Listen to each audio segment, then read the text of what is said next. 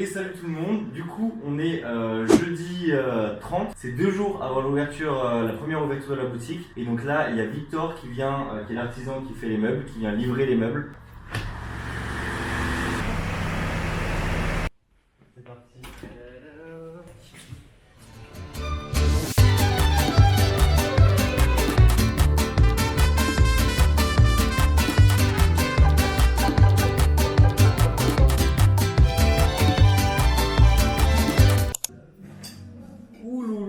Qu'est-ce que je ramène pas là? Je suis allé chez Amco pour acheter des plantes pour la boutique. Sinon j'ai peur d'abîmer les plantes.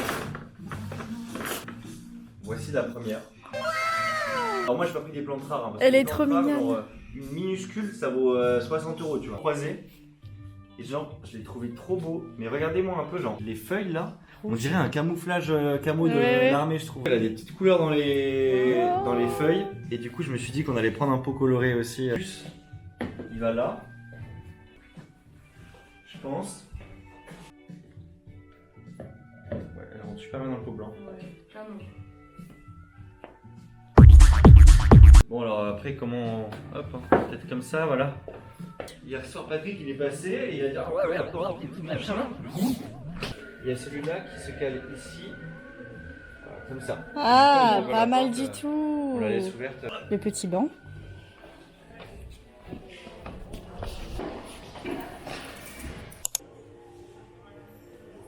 Ok, salut tout le monde, on est le 28 juin. J'ai pas dû filmer depuis, je pense, le 1er juin. Je suis un très mauvais élève. La boutique, elle est enfin prête, elle a commencé à tourner. C'est l'occasion de vous montrer un peu à quoi ça ressemble, tout ça en situation dans la boutique. Donc voilà, bienvenue dans la boutique. Trop content, en ce moment je vis un rêve dans cette petite boutique. Je suis trop content de ce qu'on a fait, du travail qu'on a pu réaliser.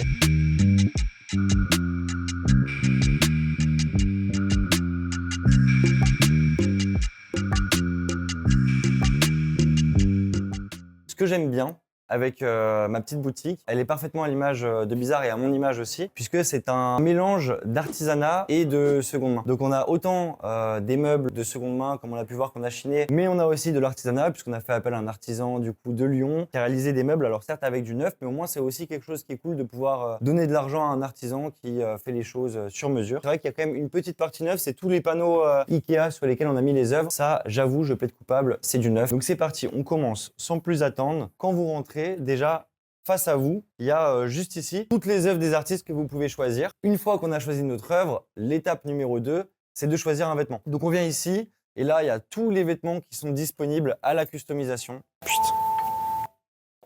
Hop. J'ai une alarme, je suis un calvaire avec ça, ça va arriver plusieurs fois je pense. Du t-shirt, de la chemise, veste de travail, veste en jean, comme ça vous avez une liberté totale pour créer votre propre pièce. Une fois qu'on a les deux, le vêtement, l'œuvre, qu'est-ce qui se passe? On sait tous, c'est la couture. Donc la couture, ça se passe dans l'espace couture juste ici, où il y a, on retrouve la machine à coudre vintage, la table à repasser. Là, il y a un petit portant, en fait, ça c'est pour toutes les commandes qui arrivent. Par exemple, pendant l'inauguration de la boutique, le portant il était rempli, il y avait plein de gens qui attendaient leurs pièces. Pour ceux qui ne sont pas inspirés, il y a un petit portant avec des pièces déjà faites, juste ici, où voilà, il y a une sélection. En ce moment, là, c'est l'été, donc on a mis plein de t-shirts. Je vous avais dit qu'on rentrerait un peu plus en détail sur les meubles. Donc là, on a un portant qui a été réalisé par Victor, Vicouteau sur Instagram. Bam, on met l'Instagram ici, ça va, on peut voir, il y a de la place. Donc tout a été fait sur mesure, selon des dessins que j'avais faits. Et avec son aide, on a pu arriver à quelque chose de vraiment bien. Voilà à quoi ça ressemble. Donc en gros, une très grande structure. Les vêtements, c'est super agréable. En fait, c'est une hauteur super cool pour pouvoir... Putain de sa mère. Voilà. La hauteur un peu où sont les vêtements, c'est super cool pour pouvoir justement un peu fouiller dedans. Il a mis des petits boulons juste en haut pour qu'on puisse faire l'écart des cintres. Comme ça, on n'a pas beaucoup d'efforts à faire pour pouvoir voir les œuvres qui sont au dos des pièces. Et une petite planche juste en bas où on peut y poser voilà, des plantes, potentiellement plein de conneries aussi. Voilà, on adore les conneries. C'est sur roulette. Comme ça, quand on veut passer l'aspirateur ou des trucs comme ça, on peut facilement le déplacer. À noter que pour la DA, des meubles, moi je voulais des structures tubulaires, arrondies, blanches, et apporter des petites touches de couleur. Ces petites touches de couleur, on les apporte en fait avec le bois. Le bois, c'est du MDF teinté dans la masse, c'est du valchromate. Et donc en fait, c'est un bois qui est complètement teinté. Donc c'est-à-dire que si on découpe à l'intérieur, c'est bleu à l'intérieur. Si on fait un poc dessus, c'est bleu. Donc c'est ça l'avantage en fait de ce bois. En plus de ça, il a un grain qui est assez particulier. Je vais vous montrer un peu à quoi ça ressemble parce qu'on a gardé quand même quelques chutes de cette matière. Voilà, le Valchromate, c'est ça, quoi. C'est cette matière-là. C'est assez semblable, mais bon, il y a quand même plus de gueule une fois qu'il est un peu traité, que les bords sont arrondis, etc. J'avais chiné la table basse. J'avais dit que je changerais la planche qui était dessus. Et du coup, pareil, on l'a mis dans la même matière, en Valchromate bleu. Franchement, là, le rendu, j'adore. Hein, je sais pas vous sur le tapis, mais c'est juste incroyable. Le deuxième meuble, je vous le présente tout de suite, c'est l'étagère à œuvre. Donc, dans le même principe que le portant, on est sur du tubulaire, du blanc, petite touche de couleur, avec encore une fois cette planche en Valchromate bleu arrondi. Et le but, c'est d'avoir quelque chose d'assez pratique où en fait, on choisit son œuvre, mais après, on vient tirer le patch en venant tirer la grille comme ça. Là, on récupère notre patch et on repousse. Et en fait, c'est super pratique. Et voilà, pareil, il y a 10 étages.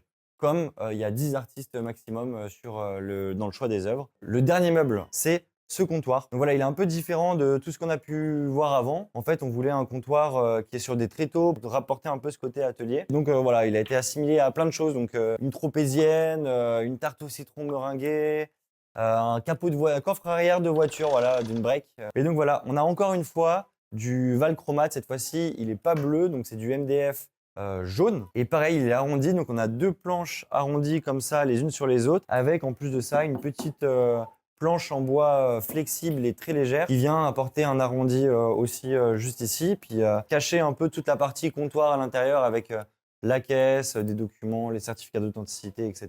Vous allez pouvoir retrouver des illustrations des artistes partenaires. Donc ici, par exemple, vous avez tous les petits formats entre, on va dire, A6 et A5. Là, vous avez un meuble avec les A4. Je l'ai bombé en rose. Avant, il était blanc. J'ai trouvé au bric-à-brac 2 casiers. C'est des casiers comme ça, en fait. Avant, il y avait un couvercle. On peut le fermer avec une petite clé. On peut ranger des documents A4 à l'intérieur. Et en fait, moi, j'ai carrément enlevé le capot et on vient mettre les prints des artistes dedans. Et en fait, là, du coup, c'est beaucoup plus pratique de pouvoir feuilleter, regarder un peu les œuvres qu'il y a à l'intérieur. J'ai trouvé en fait un banc. Ah, c'est le retour des alarmes. Je pète mon crâne. Ouais, voilà, j'avais trouvé un banc dehors et j'ai posé le casier dessus. Voilà, c'est pas très beau et en plus, on peut en mettre qu'un seul. Moi, le but, c'est d'en avoir un à ce niveau-là, un autre à ce niveau-là. Et donc, c'est pour ça que je suis en train de cuisiner actuellement un meuble dans l'atelier avec Patrick, que vous avez déjà pu voir dans les vidéos, qui m'aide énormément. Ce coin de chill dont je parlais, je suis super content, quoi. Ça nous fait un petit espace tranquille où les gens, comme ça, ils peuvent attendre que leur pièce soit faite. Ils peuvent feuilleter un petit magazine, voilà, Toilet Paper, vous vous en rappelez, on les avait présentés. De toute façon, ils sont beaucoup plus connus que moi, donc j'ai pas besoin de les présenter. Si on jette un œil un peu à la vitrine, voilà, on a mis un petit portant dehors histoire d'appâter un peu le chaland. On a la belle vitrine réalisée par Elio Lacoule. Là, du coup, avec toutes ces lignes comme ça. Le petit coin de chill aussi de dehors, si les gens ils veulent prendre l'air pendant que leur pièce elle est faite. Si on essaie de regarder un peu tout en détail, qu'est-ce qu'on a? J'ai pendu un peu quelques pièces pour que depuis dehors, on puisse voir un peu aussi à quoi ressemblent les vêtements, tout simplement. Pareil, on a pendu un peu partout. On a pendu 2 ici, un en haut au-dessus des œuvres. Et aussi un en haut au-dessus de l'atelier de confection. On a mis un beau miroir qu'on a récupéré aussi dans la rue, qui va super bien dans l'ADN de la boutique. Les portants, là, j'en ai acheté 4 sur le Bon Coin et 2 m'ont été prêtés. Ça, c'est de la récup, c'est acheté en seconde main. Les petites plantes, on en a parlé dans la vidéo, elles viennent de chez Anko, une entreprise qui vend des plantes un peu rares d'ailleurs. Donc les panneaux Ikea, tout ça, c'est du neuf. On a tout acheté. Le petit portant d'œuvre sur mesure. Le comptoir sur mesure. Le portant Ikea, c'est de la récup. Ça, c'est de la récup, c'est acheté en seconde main. La machine à coudre, évidemment, elle date de 1930, 1920. Donc, c'est de la seconde main. Celle-ci, elle trompera personne. Donc, je vous dis vraiment un parfait mélange entre seconde main et puis artisanat. Ok. Ah, je vais me faire un petit maté. Quand je suis rentré dans mon école de mode, mon but c'est d'ouvrir un magasin multimarque où je vendais des vêtements éthiques et écologiques. Au final, avec la marque qui s'est créée pendant mes études, j'ai oublié ce projet-là et je m'étais toujours dit je veux pas de boutique, je veux pas de boutique. Au final, par la force des choses, j'ai eu cette boutique avec Bizarre et là je suis trop content parce que je retrouve un peu ce que j'aimais bien dans le côté avoir un commerce, donc être derrière mon petit comptoir, attendre les clients, puis même vendre. En fait, pour ceux qui ont fait de la vente, vous comprendrez, mais quand on passe toujours à l'encaissement du client, tu te dis ok, yes, trop cool, une personne qui adhère un peu à mes valeurs, ce que je défends. Il y a des gens qui viennent se déplacer ici pour moi, qui font des compliments sur la boutique, sur le projet, donc c'est juste génial. J'adore ma vie en ce moment, je suis tellement épanoui et voilà, je souhaite à tout le monde de pouvoir trouver sa voie et de s'épanouir dedans. Comme je vous ai dit, il manque un meuble, qui est celui que je suis en train de faire en ce moment. Donc, c'est le meuble pour mettre les prints des artistes format A3. Et donc, on se retrouve dans l'atelier avec Patrick pour pouvoir finaliser ce meuble, je l'espère, aujourd'hui.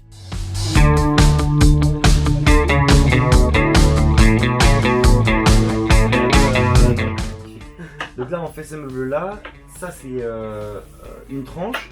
Ici, il y a l'autre tranche. Et entre, donc ça va être debout comme ça, en mode présentoir. Et entre, il va y avoir les étagères blanches que j'ai peintes qui sont D'accord, ici, oui. comme ça, tu vois. Pardon. D'accord. Et il va y avoir l'autre de l'autre côté. Et après, des étagères qui vont être plus comme ça, mais plus longues. Regarde. On peut faire. Ils sont pas jolis à regarder, mais la route. C'est stabilisé, tu vois. Ah ouais, putain, c'est Ouais, ça- génial. regarde un peu comment il fait le truc. On dirait un petit rouleau. Oh, Regarde, non, et, mais et ça- si je tourne, hop Oh, non, là. mais Et voilà.